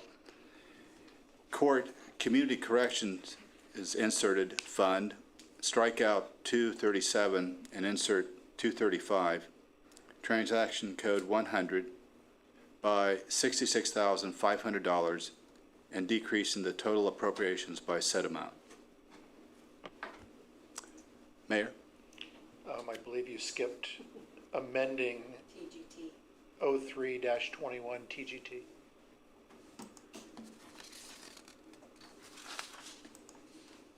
Let's see.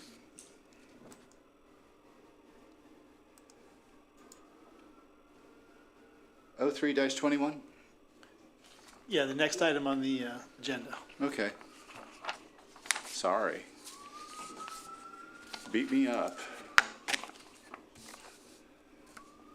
Okay, erase everything I just said. We'll start over again. Section 1, ordinance 03-21. It's hereby amended to read as follows. Section 1, the Athens County Auditor is hereby authorized to deposit 50% of the transient gas tax revenue collected for the period strikeout of to insert beginning January 1, insert 2018, strikeout 2021 to December 31, 2023, into the tourist fund and 50% into the general fund in accordance with the Ohio Revised Code, section 5739.09B1. Now, anything? Sure, thank you. And I hope your feelings weren't hurt. Not too bad. This is basically recognizing that the Ohio Revised Code, by statute, we're required to have 50% of our transient guest tax go to the Convention and Tourism Bureau.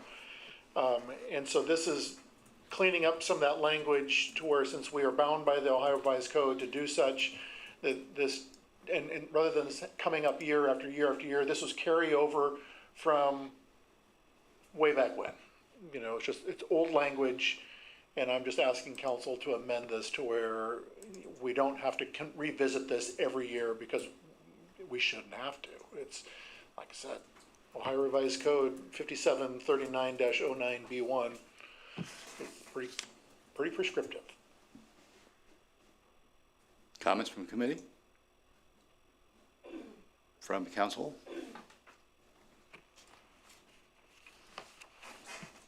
Nothing? Okay.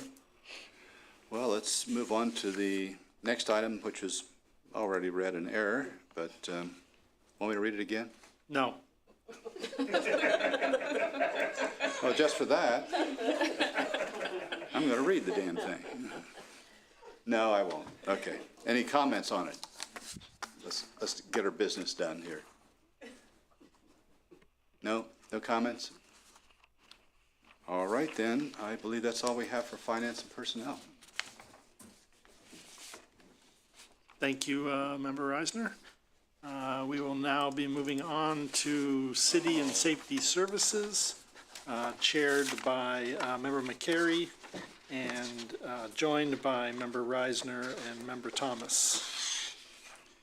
Thank you, President Crowell. The first item that we have on our agenda for our City and Safety Services Committee is an ordinance authorizing the Service Safety Director to execute a purchase agreement with the Atlantic Emergency Solutions Incorporated for the purchase of a fire pumper truck and declaring an emergency.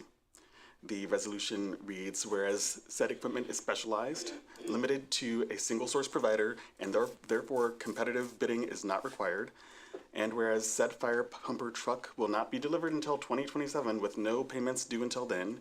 And whereas any future contributions from Ohio University for fire apparatus shall be applied to the purchase price. Be it ordained by the City Council of Athens, Ohio, Section 1, that the Service Safety Director is hereby authorized to execute a purchase agreement with Atlantic Emergency Solutions, Inc. for the purchase of a fire pumper truck in the amount of $1,137,835. A copy of said purchase agreement is attached hereto and incorporated herein by reference. And Section 2 indicates that this ordinance shall be an emergency measure necessary for the preservation of health, welfare, and safety of the residents of the City of Athens, Ohio, in order to meet a May 31st, 2024 deadline to lock in the price quote, and that it shall be in full force and effect upon its passage and approval by the mayor. Just for some additional information, it's my understanding that we have 4 of these pumper trucks that you imagine putting out fires, spraying out the trucks, and those are extremely important resource. We try to rotate them out in terms of their life. And in this case, it does look like a hefty price tag, but it is important to note that it will take 3 years to even build the pumper truck, and we won't have it until, as the ordinance indicates, 2027. With that, I'll first ask the City Safety Services Director if he has additional information before we go to council for comments and questions. Sure, the only other thing would be that the actual funds for this and the appropriation to do this will be a future ask, probably in 2027 when the truck is coming due and payment's coming due. It's possible that we could borrow to do that. It's possible we could take cash on hand. It's possible we could take a combination of that. Ideally we wouldn't borrow now as interest rates are higher, and I think, we're all hopeful that interest rates will come down and when we make payment then. Of note, the agreement does, you may ask, why is there no down payment required? Which is a great deal for us. Well, because we're agreeing to, if we choose not to take delivery, to pay a 30% penalty. And so that's kind of that's the skin we're putting in the game, to not have to put a payment up front. That's all I have. Thank you. Comments or questions from council members? Yes, Council Member Klopfelder. I'm curious, Director Stone, is there any possibility that there could be grant funds that we could seek to apply to this really high cost? I can do my best. Yeah, I don't know if there are any out there. But we've tended to be more successful in the fire arena in grants related to smaller equipment, replacing self-contained breathing apparatuses, for instance, as well as grants related to personnel, actually. It's kind of the one place that you can make a case for grants related to personnel. Since I've worked for the city and since I've been in this position, I've not seen anything out there to pay for apparatus. I think the expectation is if entities are going to maintain a fire service, that they buy their trucks. That said, I'm certainly willing to let we turn over all the rocks. Member Thomas. So I read the OU contributions part of the ordinance, and I can remember the ladder purchase in 2010 when they did finally agree to commit money to the city for it. I understand they've been doing $50,000 a year annually since then, or has it been intermittent?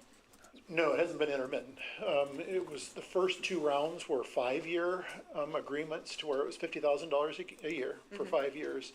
The more recent agreement was reduced to 3 years, but the commitment still being there. And so, and we'll continue to work with the university administration to keep this in place. I don't recall when the end of the current 3-year agreement is, but We'll pay this year, and then next year there's one more payment due. okay. Can we look to increase that with inflation and costs? And I looked back at the annual reports from the fire department, and the recent ones that they have posted are 21. And you can see that 34% of our calls go to OU dorms or campus, and 86% of our false alarms go to campus. And then the 7% of the good intention calls, which I assume means there's something wrong and we don't know what. Somebody thought they saw something, called, yeah. Yeah. Which is great, but might not that's be a lot anything, of time. it's not really a false alarm, but it's a. Yeah, it's a could be. But I think it's reasonable to ask for them to increase their commitment to protecting their campus and their students. and to lessening the city's burden. Thank you, Member Thomas. Other comments from council members or questions? Additional information or comments from the administration? Any questions or comments on this topic from audience members here today? Okay, well then our next step would be for me to bring this as an ordinance to our next council meeting and request that it be treated as an emergency so that we could go ahead and meet this May deadline, end of May deadline. All right, with that, we'll move on to our next item, the ordinance authorizing the mayor to submit an application and enter into an agreement with the Ohio Development Services Agency for any eligible community development block grant. CDBG is the acronym you'll hear over and over again. CDBG program funds for program year 2024.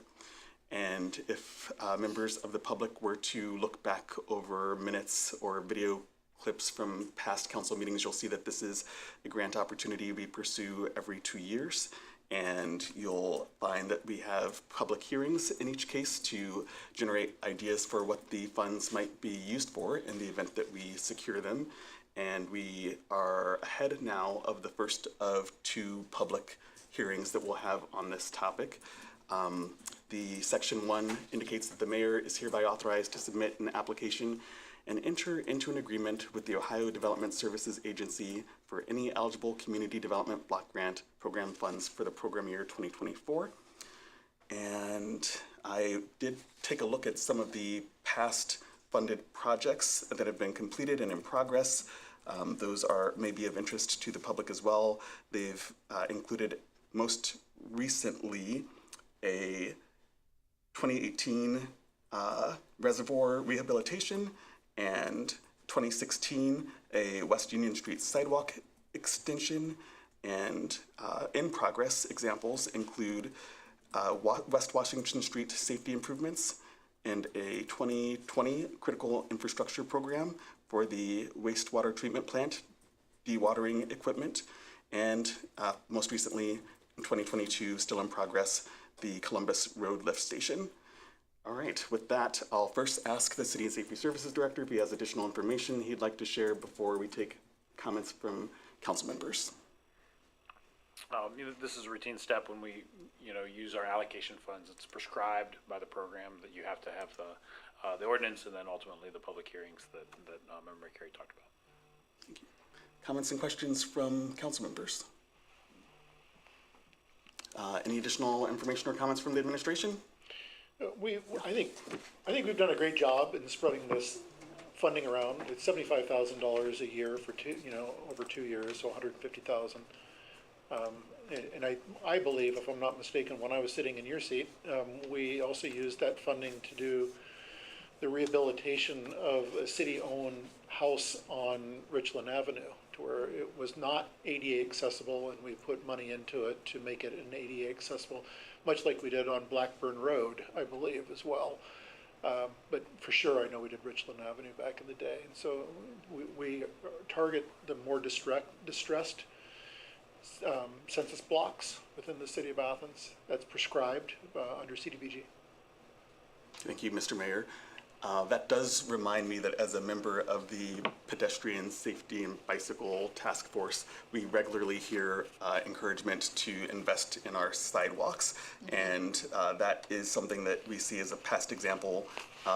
Just want to ask the administration, particularly on the west side, where I believe we could find one of those, what was the terminology used for area that doesn't get as much love? Distressed census something? No, I'm sorry. It's not that the area doesn't get as much love. It's prescribed by this program that it can only be spent in areas that have a census tract of low and moderate income people. Okay, thank you So for it's that not clarification. like we ignored the area. Okay. It's that the people who live there by census tract are. Okay, thank you. Well, then I'm not sure, but the west side. I love the west side. Everybody gets love, When we eventually hear suggestions that, hey, maybe we could use some funds from this grant for something like west side sidewalk improvements, is that seemingly feasible or something that you have thoughts about immediately? What we'll do is, what we typically do is put together a list you know, and talk about these are some potential projects that we can apply this funding to.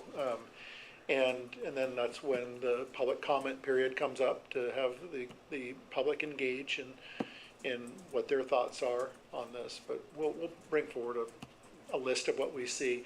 I guess now's a good time to remind everybody, you know, speaking of sidewalks, that we did receive a significant amount of funding for crossings, you know, in particular the ADA ramps throughout the city. That's a different project altogether, but to your point about accessibility, you know, it's something that we certainly look at. Thank you very much. Sure. Member Clodfelder. I would just like to, I guess, kind of join Member McCary in hoping that sidewalk improvement would be on your list of possibilities. I think we've needed that for a long time, and in a variety of neighborhoods, actually, it would be interesting to see which ones could fit into that categorization, because in every neighborhood of town, there are sidewalks that need some love. I still advocate for Lincoln Avenue on the way to the library and the bike path. The sidewalks there are crumbling, but that's in the Near East Side. I don't know if that street would qualify. Yeah, so, I mean, but yeah, the more the better. If we can do it on the west side, fantastic. But in the future, just the more funding we can seek for sidewalk improvement, the better, I think. A clarifying question, since we know that Athens property owners are traditionally responsible for the maintenance of their sidewalks, would grant funds bypass the responsibility of property managers to pay those costs and say that the city, because we got these grant funds, could do it for them?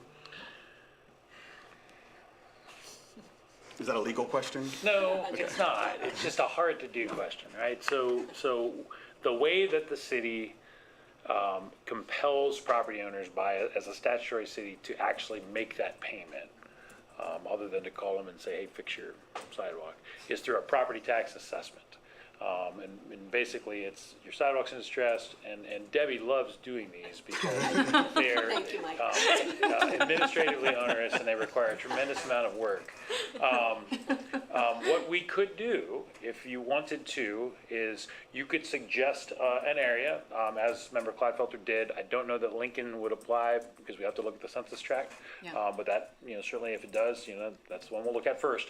Or you suggest other areas and say, let's spend our allocation money there and still charge the property owner if for at least portions of the repair in order to exact the demand that our code requires from them. So, and you would do that by special assessment. And we can go through that process. It takes a whole lot of time and a lot of staff time to do it.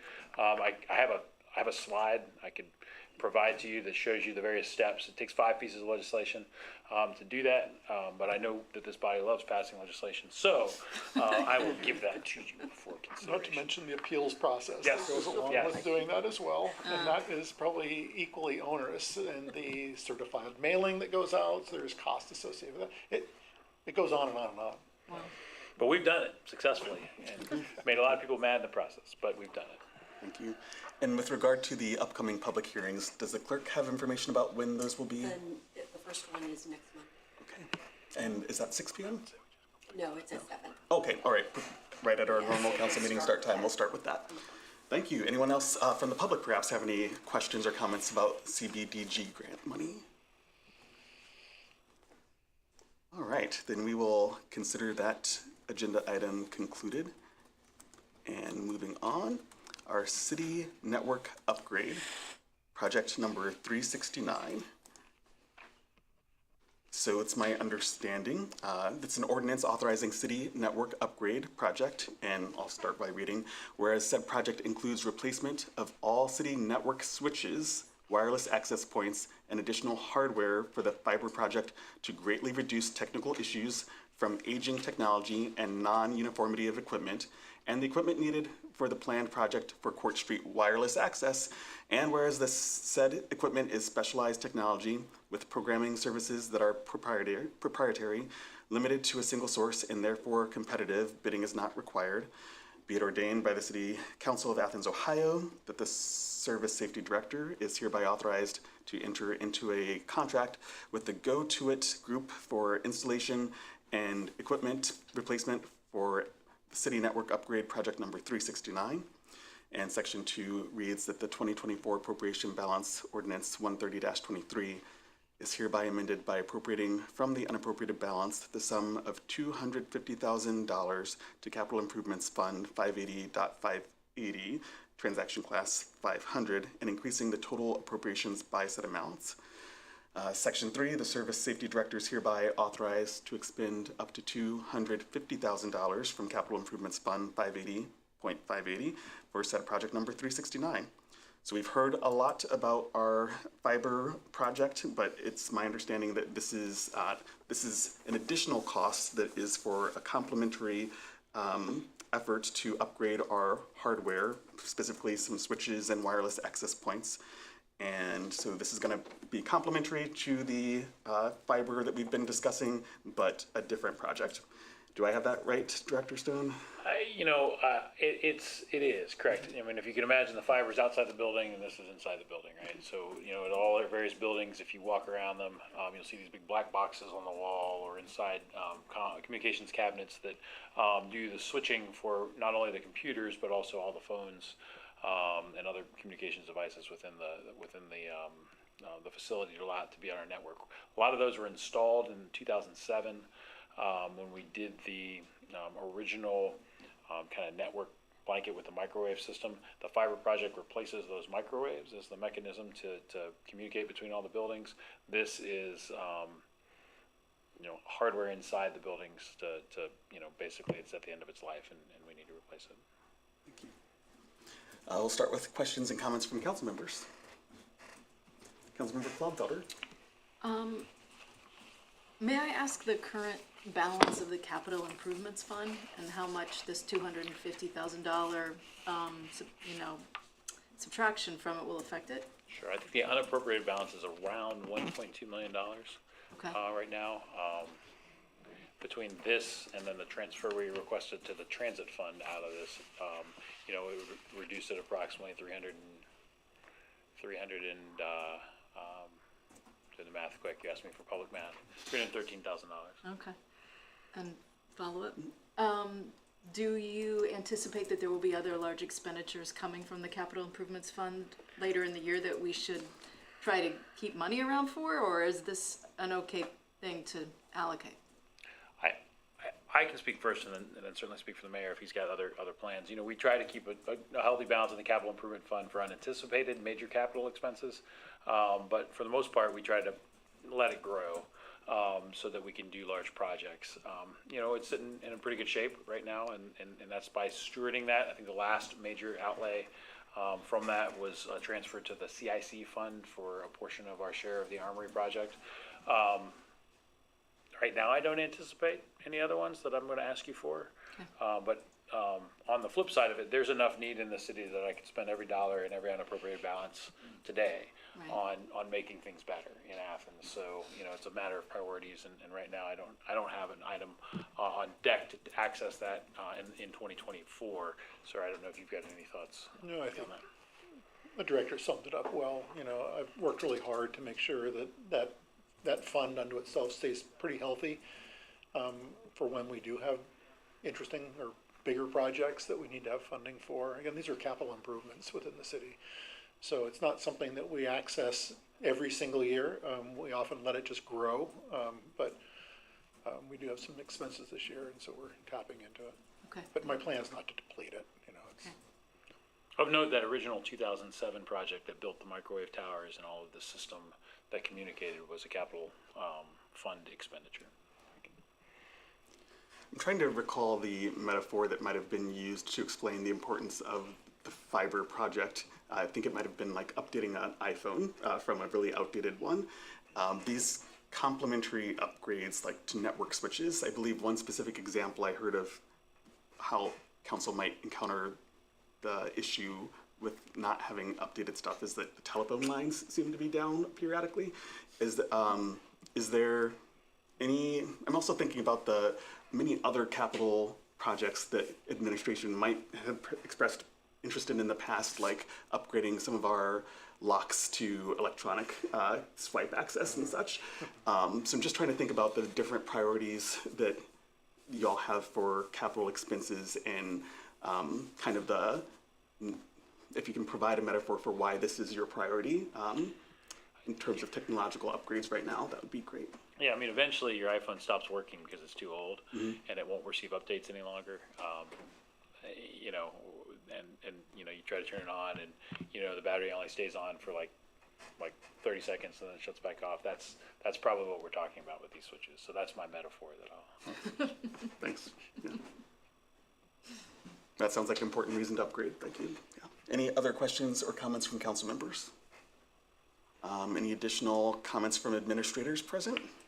How about from the audience? All right, we will move on to our final City and Safety Services agenda item for the evening regarding the purchase of a bucket truck. The city's having significant problems with the current bucket truck used by our city electricians.